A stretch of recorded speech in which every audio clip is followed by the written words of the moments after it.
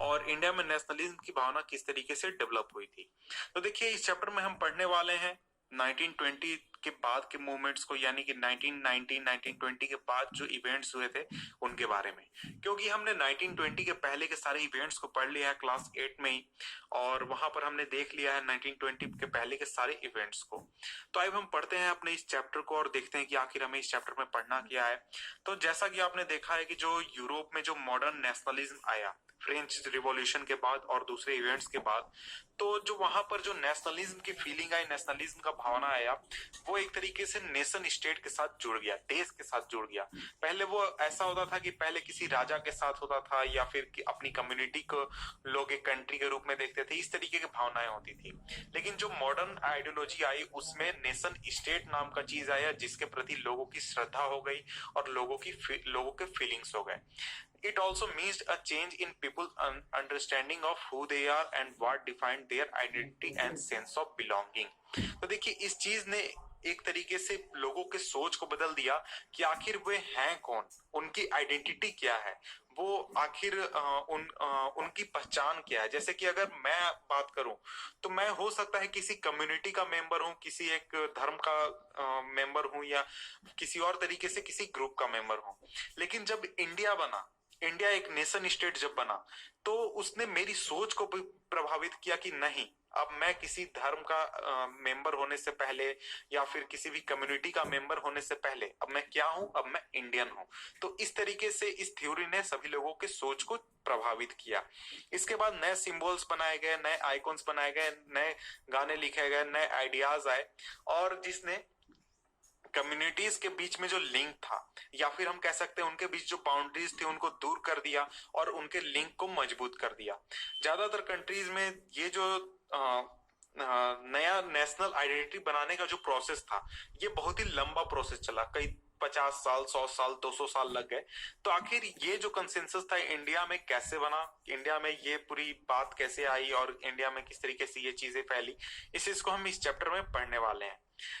In India, as in Vietnam, many other countries, the growth of modern nationalism is immediately connected to the anti-colonial movement।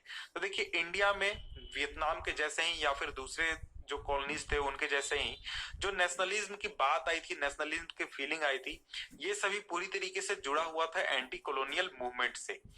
जो लोग थे वो एक तरीके से उनके समझ में आ रही थी या फिर उन्हें ये जानकारी मिल रही थी कि देखिए अगर हमें यूनाइट अगर हम होंगे तो ज्यादा अच्छी तरीके से कॉलोनियलिज्म के खिलाफ हम फाइट कर सकते हैं। अपने अगर जातिवाद या फिर दूसरी चीजों को छोड़ेंगे तभी हम एक तरीके से आगे बढ़ सकते हैं। The sense of being oppressed under colonialism provided a share bond that tied many different groups together. तो देखिए जो एक तरीके का सेंस लोगों में आ रहा था कि हमें कॉलोनियल जो रूलर्स हैं वो उन्होंने दबा कर रखा हुआ है, हम एक तरीके से ऑपरेस्ड हैं, उसने सभी कम्युनिटीज के बीच में एक तरीके का बॉन्ड क्रिएट किया और सभी लोगों में एक सेम सेंस ऑफ फीलिंग आया, जिसने एक तरीके से जो अपोजिशन था उसको मजबूत किया जो कॉलोनियल रूलर्स थे उनके खिलाफ। But each class group felt the effect of colonialism differently. Their experiences were varied and their notions of freedom were not always the same. The Congress under Mahatma Gandhi tried to forget these groups, force these groups together within the one movement. But the unity did not emerge without conflict. तो देखिए ये जो classes थे Indian society में और जो groups थे उनके ऊपर कॉलोनियलिज्म का जो इफेक्ट था वो अलग अलग तरीके से महसूस किया जा रहा था। कुछ जो ग्रुप्स थे उनको उतना ज्यादा एक तरीके से वो प्रभावित नहीं थे, लेकिन कुछ क्लास जो थे वो काफी ज्यादा प्रभावित थे और इसी चीज की वजह से उनके बीच अंदर काफी ज्यादा क्लैशेस भी हो रहे थे और हो भी सकते थे।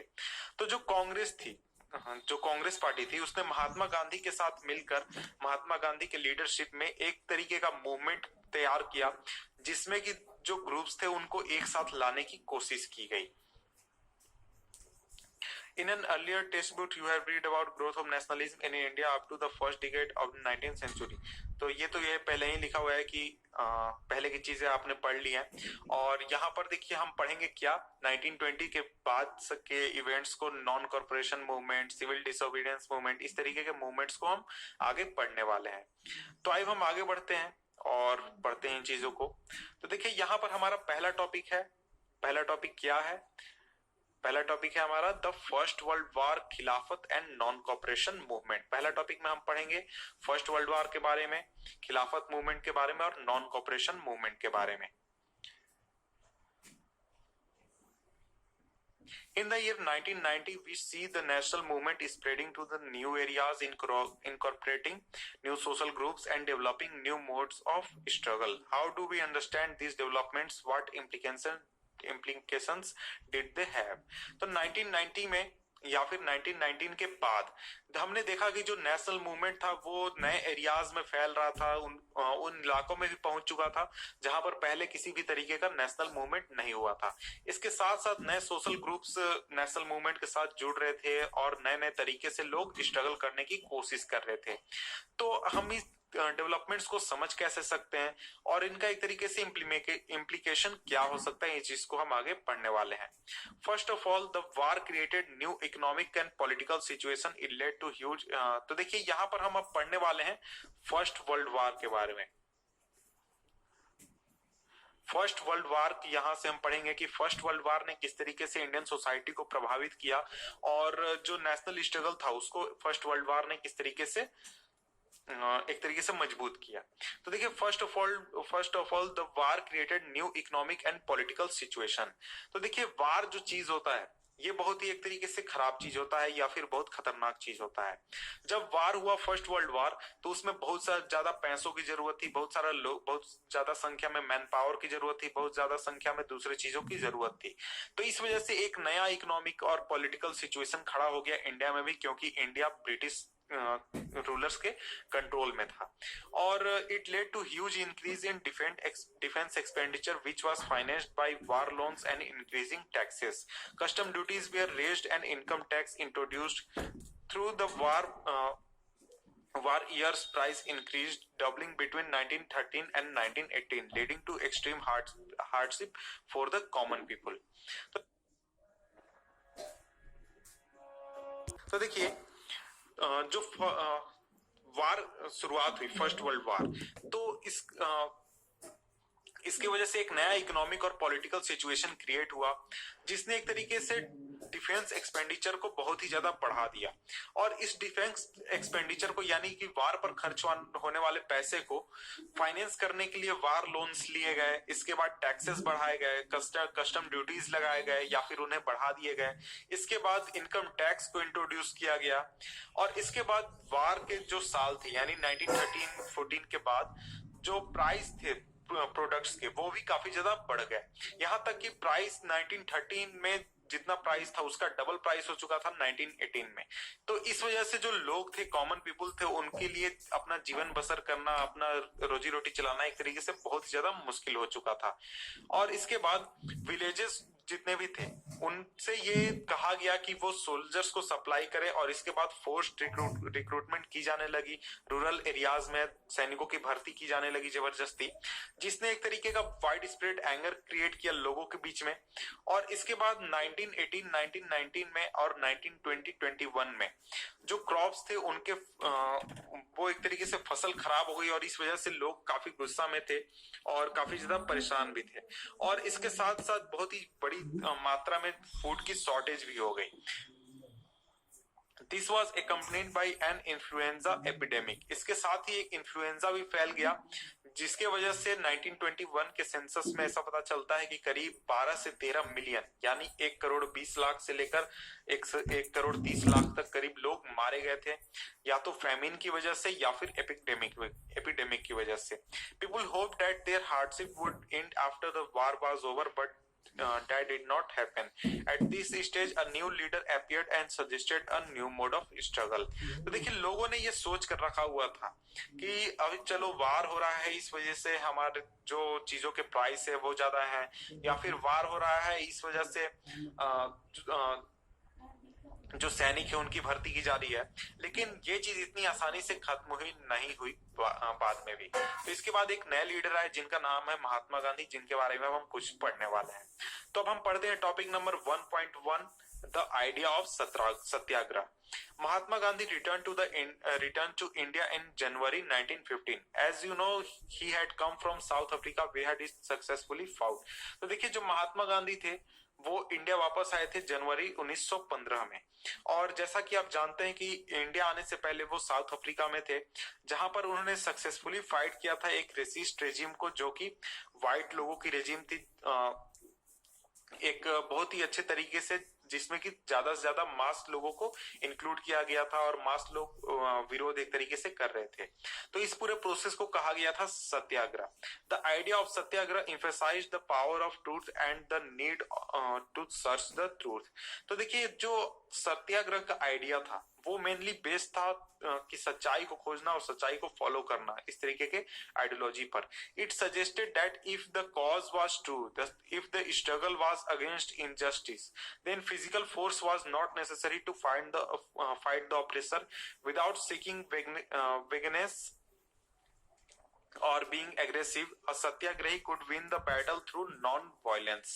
तो देखिए उनका मानना था कि अगर हम सच्चाई के साथ हैं और हम इनजस्टिस के खिलाफ लड़ रहे हैं तो हमें किसी भी तरीके का फिजिकल फोर्स यूज करने का जरूरत नहीं है और हमें किसी भी तरीके का फाइट करने का जरूरत नहीं है ऑपरेसर के साथ जो हमारे ऊपर दमन कर रहा है।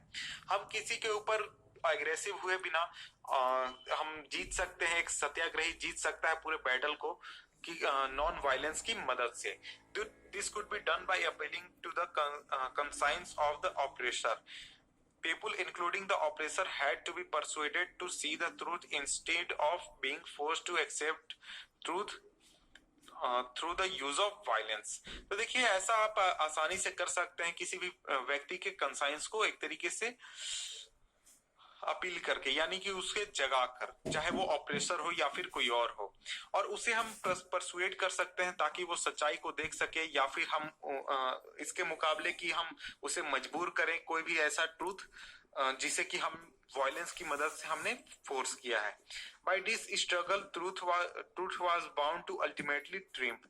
महात्मा Gandhi believe that this dharma of non violence could unite all Indian. तो देखिए उनका मानना था, यानी महात्मा गांधी का मानना था कि ये जो सिस्टम है, ये जो बात है, ये सभी इंडियंस को एक तरीके से यूनाइट कर सकती है।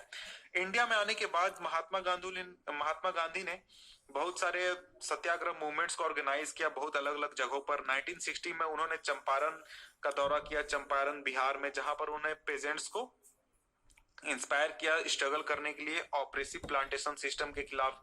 इसके बाद 1917 में उन्होंने ऑर्गेनाइज किया सत्याग्रह को जो खेड़ा डिस्ट्रिक्ट में जो पेजेंट्स थे उनके सपोर्ट में। और इसके क्योंकि जो खेड़ा के पेजेंट्स थे वो क्रॉप फेलियर से प्रभावित थे और इसके साथ साथ प्लेग एपिडेमिक से भी प्रभावित थे, और इस वजह से जो खेड़ा के पेजेंट्स थे वो रेवेन्यू नहीं चुका सकते थे और वो मांग कर रहे थे कि जो रेवेन्यू कलेक्शन है उसको एक तरीके से रिलैक्स किया जाए। 1918 में महात्मा गांधी अहमदाबाद गए जहां पर उन्होंने सत्याग्रह मूवमेंट को ऑर्गेनाइज किया कॉटन मिल वर्कर्स के सपोर्ट में। तो इस तरीके से देख सकते हैं कि इंडिया में आने के बाद महात्मा गांधी ने बहुत ही अलग अलग तरीके के बहुत ही सारे मूवमेंट चलाए, सत्याग्रह मूवमेंट चलाए, और उनको जिसमें उनको काफी सपोर्ट भी मिला और उन्हें काफी सफलता में मिली। इसके बाद अब हम पढ़ेंगे topic number 1.2 the Rowlatt act. तो अब हम पढ़ते हैं इस टॉपिक को, topic number 1.2 the Rowlatt act. Emboldened with the success, Gandhiji in 1990 decided to launch a nationwide satyagraha against the proposed Rowlatt Act 1990। तो अपनी जो सत्याग्रह का मूवमेंट था उसके सफलता को देखते हुए गांधी जी ने 1919 में एक सत्याग्रह मूवमेंट का नेशन वाइड सत्याग्रह मूवमेंट चलाने का एक प्रस्ताव रखा, जो कि एक कानून लाया जा रहा था ब्रिटिश शासन द्वारा, रॉलेट एक्ट, उसके खिलाफ था 1919 में। This act has been hurriedly passed through the Imperial Legislative Council despite the united opposition of the Indian members. It gave the government enormous power to repeal political activities and allowed detention of political prisoners without trial for 2 years. Mahatma Gandhi wanted non-violent civil disobedience against such unjust laws, which would start a हटल on 6 अप्रैल। तो देखिए ये जो Rowlatt act था बहुत ही जल्दीबाजी में पास किया गया था ब्रिटिश शासन जो ब्रिटिश रूलर्स थे उनके द्वारा।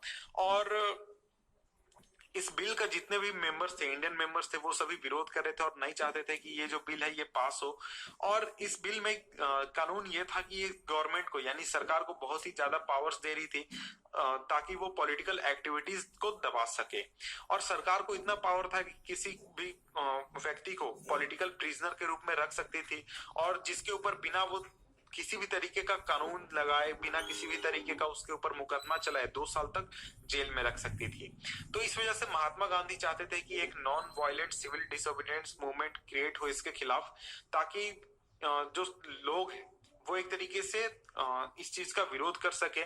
और क्योंकि ये लागू हो रहा था 6 अप्रैल को, उसके पहले ही इस चीज को करना चाहते थे ताकि सरकार इस कानून को वापस ले ले। Rallies were organised in various cities, workers went on strike in railway workshops and shops closed down, alarmed by the popular upsurge and scared that the line of communication such as the railway and telegraph would be disrupted, the British administration decided to clamp down on nationalists। तो देखिए इसके बाद rallies बहुत सारे निकाले गए, workers strike पर चले गए रेलवे वर्कशॉप में, और दुकानें जो थी उनको बंद कर दिया गया। तो इस पॉपुलर मूवमेंट को देखते हुए और सरकार को ये लगा, यानी जो ब्रिटिश गवर्नमेंट थी उसको ये लगा कि हमारा जो कम्युनिकेशन सिस्टम है वो एक तरीके से ठप हो जाएगा, बंद हो जाएगा, जैसे कि रेलवे या फिर टेलीग्राफ ये बंद हो जाएगा। तो इसको रोकने के लिए जो ब्रिटिश एडमिनिस्ट्रेशन था यानी जो ब्रिटिश सरकार था उसने ये डिसाइड किया कि जो नेशनलिस्ट लोग हैं, नेशनलिस्ट मूवमेंट करने वाले लोग हैं, इनको एक तरीके से दबाया जाए, इनको ऑप्रेस किया जाए। Local leaders were picked up from Amritsar and Mahatma Gandhi was barred from the entering Delhi. तो जितने भी लोकल लीडर्स थे अमृतसर में उनको एक तरीके से अरेस्ट कर लिया गया, उनको पिक कर लिया गया और महात्मा गांधी को दिल्ली में एंटर करने से रोक दिया गया। On 10th April the police in Amritsar fired upon a peaceful procession provoking wide spread attacks on banks, post office and railway station. तो देखिए 10 अप्रैल को 1919 में अमृतसर में पुलिस ने पीसफुल प्रोसेशन हो रहा था उसके ऊपर गोली चला दी, और जिसके बाद बहुत सारे लोग गुस्से में आकर उन्होंने बैंक्स पर अटैक्स करना शुरू कर दिया, पोस्ट ऑफिस में अटैक्स करना शुरू कर दिए, रेलवे में स्टेशन पर अटैक करना शुरू कर दिया। तो इसके बाद सरकार ने वहां पर मार्शल लॉ लगा दिया और इसके बाद जो जनरल डायर था उसको कमांड एक तरीके से मिल गया। 13 अप्रैल को यानी 13 अप्रैल 1919 को जो एक इनफेमस जालियांवाला बाग इंसिडेंट है, कुख्यात इंसिडेंट है, वो हुआ था जिसमें कि बहुत सारे विलेजर्स आए हुए थे अमृतसर के आसपास के इलाकों में और जालियांवाला बाग में। तो ये जो रीजन था ये शहर से काफी दूर था, शहर से बाहर था, तो इस वजह से लोगों को ये पता नहीं था कि मार्शल लॉ लगा हुआ है इलाके में। और इसके बाद जो जनरल डायर था वो इस इलाके में आया, उसने सारे एग्जिट पॉइंट्स को क्लोज कर दिए जालियांवाला बाग के, और लोगों के ऊपर गोलियां चलाना शुरू कर दी। इसके बाद सैकड़ों की संख्या में लोगों की मौत हो गई। और बाद में उसने ऐसा कहा कि लोगों के ऊपर वो मानसिक दबाव बनाना चाहता था, मानसिक डर बनाना चाहता था सत्याग्रही लोगों के बीच में, ताकि वो भविष्य में किसी भी तरीके का इस तरीके का मूवमेंट करने की ना सोचे या फिर मूवमेंट करने के लिए आगे ना आए। तो ऐसा उसका कहना था, उसने बाद में जब सामने आकर बात की इसके बारे में। तो as the news of Jallianwala Bagh spread, crowds took to the street in many North Indian towns. There were strikes and clashes with the police and attacks on government buildings. The government responded with brutal repression, seeking to humiliate and terrorize people. Yet, satyagrahis were forced to rub their noses on the ground, crawl on the street, and do salam salute to all sides. People were flocked and villages around Gurjanwala in Punjab, now in Pakistan, were bombed. Seeing violence spread, Mahatma Gandhi call of the movement. तो देखिए जो ये जो Jallianwala Bagh incident था, इसके बारे में जानकारी जैसे जैसे लोगों के बीच में फैलती गई, तो इसके बाद बहुत बड़ी संख्या में लोग सड़कों पर आ गए। नॉर्दर्न इंडिया में बहुत सारे स्ट्राइक होने लगे, पुलिस के साथ क्लैशेस होने लगे, अटैक्स होने लगे गवर्नमेंट बिल्डिंग्स पर। और इसके बाद सरकार ने बहुत ही ब्रूटल तरीके से, एक तरीके से लोगों को दबाना शुरू किया, लोगों को दबाया और उनको इतना ज्यादा ह्यूमिलेट किया जाने लगा और टेरराइज किया जाने लगा, जितने की जैसे कि जो सत्याग्रही थे, यानी जो मूवमेंट में शामिल लोग थे, उनको जमीन पर नाक रगड़ने के लिए फोर्स किया जाता था, उनको जमीन पर क्रॉल करने के लिए मजबूर किया जाता था, और जितने भी साहब लोग थे, यानी जो ऑफिसर्स थे, उनको सैल्यूट करने के लिए कहा जाता था। इसके अलावा उन्हें काफी एक तरीके से पीटा भी जाता था। और इसके बाद कई गांवों पर यहाँ तक कि बम तक गिराए गए थे, जैसे कि गुर्जरवाला पंजाब में, उसके आसपास के इलाकों में बम तक गिराए गए थे। तो वायलेंस को देखते हुए महात्मा गांधी ने फैसला लिया कि अब हमें ये जो मूवमेंट है, इसे वापस ले लेना चाहिए। क्यों? क्योंकि वो वायलेंस के एक तरीके के पूरे खिलाफ थे। While the Rollert Satyagraha had been widespread movement, it was still limited mostly to the cities and towns.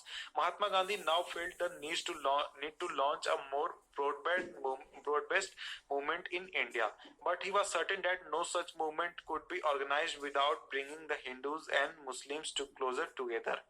One way of doing this, he felt, was to take up the Khilafat issue first. The First World War has ended with the defeat of Ottoman Turkey. तो देखिए जो Rowlatt सत्याग्रह movement था, वो बहुत ही wide spread movement था, लेकिन वो अभी तक सिर्फ फेमस था कहाँ पर? छोटे छोटे शहरों में या फिर बड़े सिटीज में। तो महात्मा गांधी चाहते थे कि हमें ऐसा मूवमेंट करना होगा जिसमें कि हमें सभी गांवों से भी सपोर्ट मिले और पूरे इंडिया में ब्रॉड बेस्ड रीजन पर हमें सपोर्ट मिले। लेकिन वो सर्टेन थे कि हम कोई भी ऐसे मूवमेंट को सफलता नहीं मिल सकती है जब तक हम हिंदूज और मुस्लिम जो हैं उनको एक साथ जब तक नहीं लाते। तो उन्हें एक इसका रास्ता दिखा कि हम खिलाफत इशू उठा सकते हैं, क्योंकि फर्स्ट वर्ल्ड वॉर के बाद ऑटोमन टर्की जो है वो हार गया था, और वहां पर और ऐसे रूमर्स चल रहे थे उस समय में कि जो इस्लामिक हेड है ऑटोमन एम्परर खलीफा, उसके ऊपर एक तरीके का हार्श पीस ट्रीटी फोर्स किया जा रहा है उसको मानने के लिए। और खलीफा आप जानते ही हो कि वो एक स्पिरिचुअल हेड होता था इस्लामिक वर्ल्ड में पहले। तो खलीफा के टेम्परल पावर को बचाने के लिए एक खिलाफत कमेटी बनाई गई थी बॉम्बे में 1919 में, और या मुस्लिम लीडर्स के यंग जनरेशन ने उसमें पार्टिसिपेट किया था, जैसे कि मोहम्मद अली और शौकत अली। और उन्होंने महात्मा गांधी के साथ डिस्कशन इसके बारे में शुरुआत की कि किस तरीके से हम यूनाइटेड मास एक्शन इस ऊपर कर सकते हैं। तो Gandhi ji saw this an opportunity to bring Muslims under the umbrella of unified national movement. तो इसके बाद गांधी जी ने एक अपॉर्चुनिटी देखा कि जिसमें कि हम जो मुस्लिम्स हैं उनको यूनिफाइड नेशनल मूवमेंट के अंदर भी ला सकते हैं। At the Calcutta session of the Congress in September 1920, he conceived other leaders of the need to start a non-cooperation movement in support of खिलाफत as well as for Swaraj. Calcutta session में जो कि सितंबर 1920 में हुआ था, उन्होंने कन्विंस किया दूसरे लीडर्स को भी कि हमें नॉन कॉपरेशन मूवमेंट करना होगा खिलाफत के सपोर्ट में और स्वराज के लिए भी, तभी हम एक तरीके से सभी लोगों को एक साथ ला सकते हैं और एक तरीके से अच्छा मूवमेंट चला सकते हैं। तो इसके बाद अब हम पढ़ेंगे नेक्स्ट टॉपिक है हमारा topic number 1.3, why non corporation. तो आखिर असहयोग आंदोलन क्यों, नॉन कॉपरेशन मूवमेंट क्यों? अपने फेमस बुक हिंद स्वराज 1909 में जो उन्होंने लिखा था, महात्मा गांधी ने डिक्लेयर किया था कि जो ब्रिटिश रूल इस्टेब्लिश हुआ है इंडिया में, वो इस्टेब्लिश सिर्फ इसलिए पॉसिबल हो पाया क्योंकि इंडियन ने उसमें सहयोग किया था, और वो अभी तक सरवाइव इसी वजह से कर रहा था क्योंकि इंडियंस का उसमें एक तरीके से कॉर्पोरेशन था, उसमें सहयोग इंडियंस द्वारा किया जा रहा था। अगर इंडियन जो है वो ब्रिटिश को कॉपरेट करने से रिफ्यूज कर दें तो ब्रिटिश रूल जो है इंडिया में वो बहुत ही आसानी से कोलैप्स कर जाएगा और स्वराज जो है वो खुद ब खुद आ जाएगा, और उसके लिए हमें किसी भी तरीके के वायलेंस का यूज नहीं करना पड़ेगा। इसके बाद How could non-cooperation become a movement? Gandhiji proposed that movement should unfold in stages. It should begin with the surrender of the titles that the government awarded and the boycott of civil services, army, police, courts and legislative councils, schools and foreign goods. तो देखिए आखिर ये जो non cooperation है ये एक तरीके का मूवमेंट कैसे बन सकता है।